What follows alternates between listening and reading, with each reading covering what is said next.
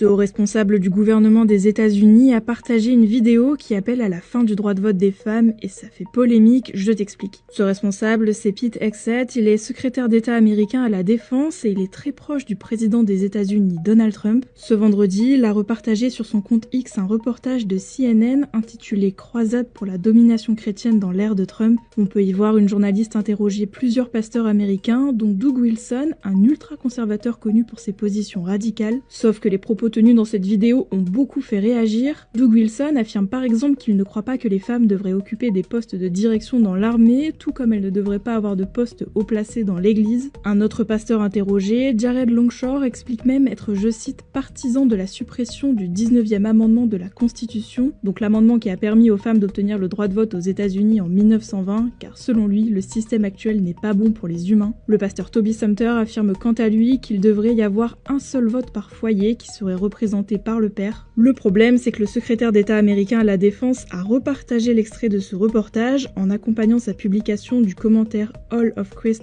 for All of Life, donc tout le Christ pour toute la vie. Certains utilisateurs ont dénoncé cette republication, estimant qu'il s'agit d'une façon pour Pete Hegseth d'approuver les idées véhiculées par ses pasteurs. D'autres se sont au contraire réjouis de cette prise de position et se sont félicités d'avoir voté pour Trump. Bref, dans tous les cas, en tant que secrétaire à la Défense, Pete Hegseth n'a pas l'autorité légale pour supprimer le droit de vote des femmes. La suppression ou la modification d'un amendement à la Constitution, donc la norme suprême du pays, nécessite un processus très complexe qui doit passer par le Congrès, et pour le moment, aucune annonce n'a été faite dans ce sens.